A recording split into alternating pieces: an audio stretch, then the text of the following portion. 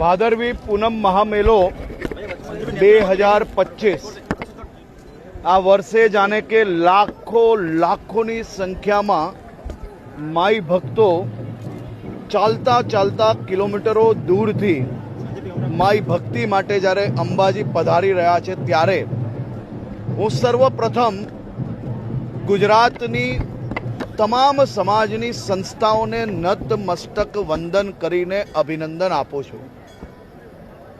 જે સંસ્થાઓના અગ્રણીઓ જેને કોઈ દિવસ ઘરમાં પાણીનું ગ્લાસ ના ભર્યું હોય, એવા લોકો આ ગરીબ મધ્યમ વર્ગ અને માઈ ભક્તોની સેવામાં કોઈ પગ દબાવતું હોય છે તો કોઈક 18 કલાક ખડે પગે એમને ભોજનની વ્યવસ્થા કરાવતું હોય છે।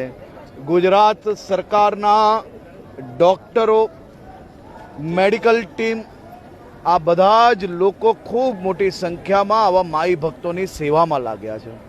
હું મારા રાજ્યના સૌ સફાઈ દૂત ભાઈ બહેનોને નતમસ્તક વંદન કરું છું।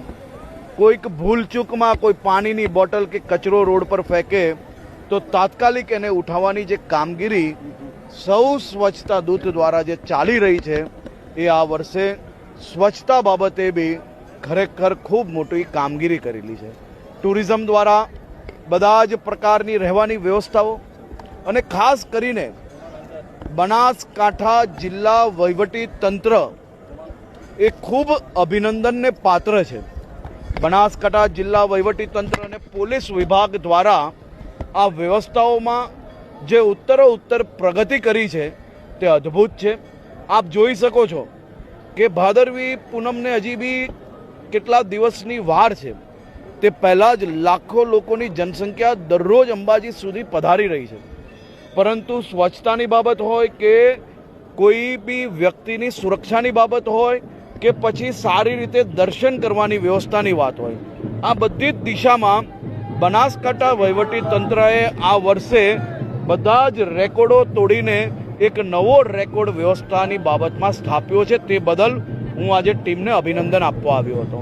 5500 જેટલા પોલીસ જવાનો સુરક્ષામાં લાગ્યા છે, 600થી વધારે સીસીટીવી કેમેરાઓ, અને એ સીસીટીવી કેમેરાને જોડે જોડે એઆઈ ટેકનોલોજીના માધ્યમથી કેટલા પાર્કિંગમાં કેટલા ટકા જગ્યા ખાલી છે, કેટલા પાર્કિંગો ઓવરફ્લો છે, એની સાથે સાથે કોઈ બી ગુનેગારો સીસીટીવીમાં નજર આવે તો એઆઈ ટેકનોલોજીના માધ્યમથી ફેસ ડિટેક્શન થાય છે। આજે આપણે જોયું અનેક ગરીબોએ જેનો મોબાઈલ ખોવાયો હોય, ચોરાયો હોય, 13 તુજકો અર્પણના માધ્યમથી તે લોકોને ફરી પાછો આપવામાં આવ્યો। કોઈ કોર્ટના ધક્કા નહીં, કોઈ પ્રકારના ધક્કાઓ વગર માઈ ભક્તોને આજે જ અહીંયાથી સ્થળ પરથી પોતાની વસ્તુ મળી જાય એ પ્રકારની વ્યવસ્થાઓ કરવામાં આવી છે। રાજ્ય સરકાર દ્વારા 5500 એક્સ્ટ્રા બસોની વ્યવસ્થા કરવામાં આવી, જેથી માઈ ભક્તોએ કોઈ બી પ્રકારના વધારાના ખર્ચ કરીને અહીંયા સુધી આવવું ના પડે। સરકાર દ્વારા સનાતનીઓને પોતાના ધર્મની આસ્થાઓ ખૂબ સારી રીતે નિભાવી શકાય તે માટે મુખ્યમંત્રી શ્રી ભૂપેન્દ્રભાઈ પટેલે વધુમાં વધુ વ્યવસ્થાઓ આપવા માટેનો નિર્ણય લીધો છે અને એ જ પ્રકારે કામગીરી આગળ વધી રહી છે।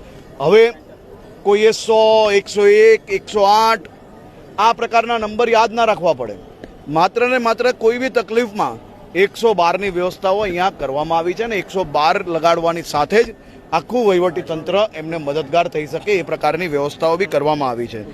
વાહન ચોરી, ચીલ ઝડપના બનાવોને બી રોકવા માટે 500થી વધારે પોલીસ, મારી સી ટીમની બહેનો માઈ ભક્તોની જેમ જ એ લોકોની સાથે ફરતી હોય, કોઈને ખ્યાલ ના આવે।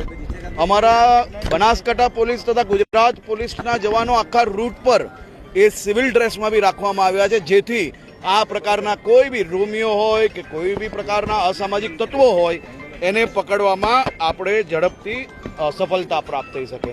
હું એવું માનું છું કે દેશભરના લોકોએ સામાજિક, સરકારી, વહીવટી તંત્ર બધા જ સાથે મળીને આટલી મોટી વ્યવસ્થાઓમાં કઈ રીતે વ્યવસ્થા થઈ શકે તે માટે જે સેવાકીય કેમ્પો છે એ કેમ્પોમાં જરૂરથી જોવું જોઈએ કે આ રાજ્યના નાગરિકો કઈ રીતે એકબીજાની સેવા કરે છે।